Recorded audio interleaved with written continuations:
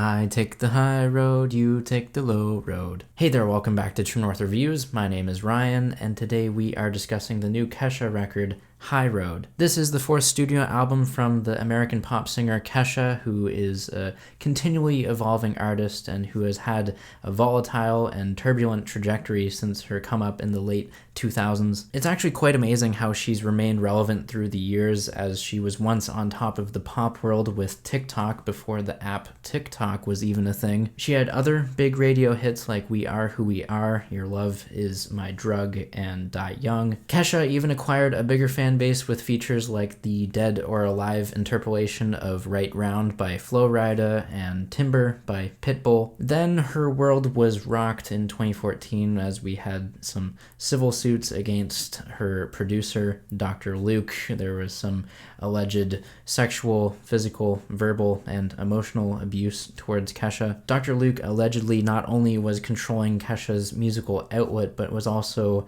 having some chokehold on her image as this skinny white girl with the ideal body to represent beauty. After being countersued, though, as a musician, Kesha did what she knew was best. She kept writing music, and she was eventually allowed to come out with new music in 2017. The smash hit of Praying opened up a whole new playing field for Kesha for her sonic range and diversity. Powerful vocals over top of a piano ballad were now in her repertoire, and that just made me really happy for Kesha because she was able to break free. She was able to write emotionally powerful songs and not just be this cookie cutter idea of what commercialized pop and what the industry wanted for her. Flash forward a couple years, the creative juices are still flowing on this new album, High Road. Kesha is continuing to do what she wants. She was assured by Sony Music that she would be able to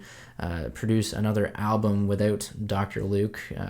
She came out with great singles for High Road. Most notably, these singles were as collaborations with other artists who helped to bring out that confident side of Kesha in even more unique ways. Sure, she was still writing these piano chord structures to be the foundation of the singles like she did with Praying, but instead on this new album, High Road, Kesha started to incorporate country and bounce genres in there as well, all topped off with this FU attitude. These things got me really excited for the album. I especially appreciated the fusion with the other genres when it came to the lead single, Raising Hell. This track is like this combo of a piano ballad with some energetic bounce. It's fun, it's danceable, and it's what I imagine would be a banger, or what I would hope would be a banger. It's also very uplifting with its message about being edgy, living on the wild side before you're dead and gone. I even appreciate the gospel-esque delivery of the interlude before the bridge. Now, the unique sonic direction of Kesha, essentially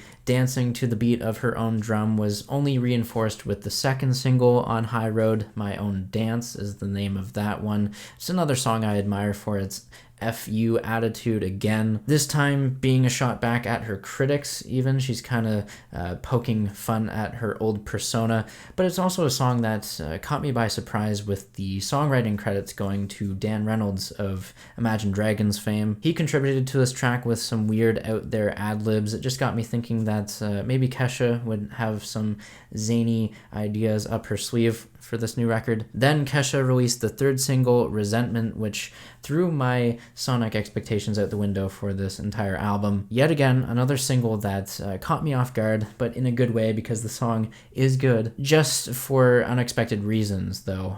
Resentment had this soothing country-like ballad down to a T, all part and thanks to Sturgill and Brian Wilson. And this collaboration displayed the softer side of Kesha, which not only added to the versatility, but also rounded Kesha out as this dignified and diversified songwriter. So between the first three singles that were put out for High Road, I could kind of put together a loose link of themes to tie them to one another, maybe not sonically or with the type of songwriting, but just with the insane levels of creativity. And that creativity is something that you might have to brace for as you listen to this album, because some production choices might be odd at first. There are some straight up video game homages on here, some softer moments too, some confusing moments even. These things only complement the fact that Kesha has had a long and winding journey to this very moment in 2020. Just like I'm giving this long-winded explanation of context here, there is a good reason for all of this extra sugarcoating. I promise you, I'm saying all of this knowing very well that there is a crowd of people out there who might consider the 3 singles on High Road inconsistent. They might see them as inconsistent in just the way of the sonic vision of the album as a whole. You know, it could never transpire or translate into a full album that is cohesive, and you know what? That's a justified concern. I know for me personally, the Dan Reynolds track, My Own Dance, that one also caused me to have some unease coming into this album with its sonic direction, knowing very well how eclectic Imagine Dragons have been of late. But putting that reservation aside, along with how people will choose to listen to this album, the best thing I could do was hope and pray that Kesha would make an original and compelling artistic statement on High Road, and I think she did exactly that. Before I defend this album, though, I'd like to address the big elephant in the room, that being the production. I've seen a lot of criticisms thrown at that from fans and critics, but honestly, I personally only hear a couple sore spots, 2 songs in particular, one being Little Bit of Love and the other Honey, the former of which is most likely my least favorite on the album. It is produced by Stint. It just feels overcompressed. The dynamic range of the bass drum and the snare is homogenized, even if the cheerful pianos contrasting them are meant to be softer in their tone. To make matters worse, the vocals are in your face. The bombastic beat is essentially crushing down on them, so it creates a muddy mix. However, I guess the justifying factor to these questionable production choices, though, even on Honey's thinly produced instrumentation and shouted vocals, is the fact that these 2 songs in particular are genreless. It's as if the conventions of any genre, including pop, were just missing, and Kesha couldn't find a firm stance to take with these production choices. Now with that, with genreless songs, you have that threat of biting off more than you can chew. Things might come off as directionless or fall apart in the cohesiveness. I'd actually argue that Kesha owns up to whatever she sets her sights on with High Road, showing off with exuding confidence. Whether it's the bait and switch of the opening track Tonight or the simple and poignantly penned songwriting of Cowboy Blues, Kesha is embodying an assertive and self-assured human being who has flaws, and she's aware of them too. Despite that, Kesha still knows when to have fun and let loose, especially on the title track with the playful spelling. She can even dial up her vocals a notch and beautifully soar on the track Shadow, which I haven't heard such a towering chorus since Shallow by Lady Gaga and Bradley Cooper. And if it's not in her vocal wheelhouse, Kesha will still sing in a bit of a raspier timbre as she does on a song like the Potato Song, which this is all about the absurdist humor and encouraging listeners to do whatever makes you happy without the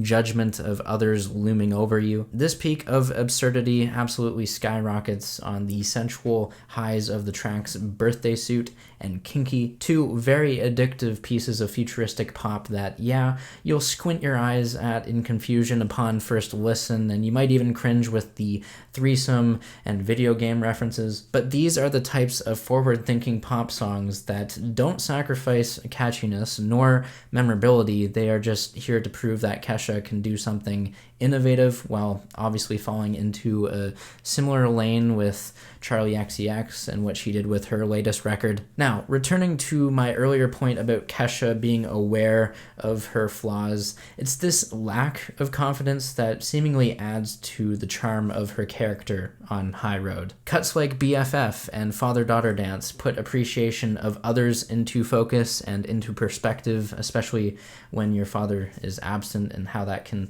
dictate what kind of person you can become, but also you're not trying to let that totally consume you and what you're potential can be. The bottom line is that Kesha's high road is a high road of some sorts. She might be poking fun at herself, and she might morally throw herself into question with a number of the absurd songs on here. But I think deep down there is an empathetic connection to be had with this record. Some might see it as a bit more bitter because of her tone and choices in language. I, however, think that this is a cheeky and confident sequel to 2017's Rainbow. I don't like High Road as much as I do Rainbow, but I still think this is a strong entry into the discography of Kesha. At the end of the day, you don't necessarily have to be a big supporter of Kesha to get into this record here.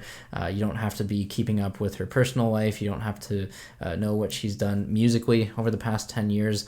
I just think that High Road, yeah, it's a fan service album. You might get a little bit more enjoyment because of the tidbits that you've picked up about Kesha over the years, but it's still a great record with or without the context. I guess I just spent so much time talking about the context of this record because the music can sound weird upon first time listening. And sure, maybe the production holds this album back from being excellent or incredible, but I think it's still a great record. And for me personally, the tunes and the unique blend of genres on here, like the country, the pop, the trap, that's what is gravitating me towards this record. I am feeling an 8 out of 10. There you have it. There's the review of Kesha's High Road. Sound off down below in the comments. Let me know what you think of this music. Did you enjoy it? Did you hate it? Explain why.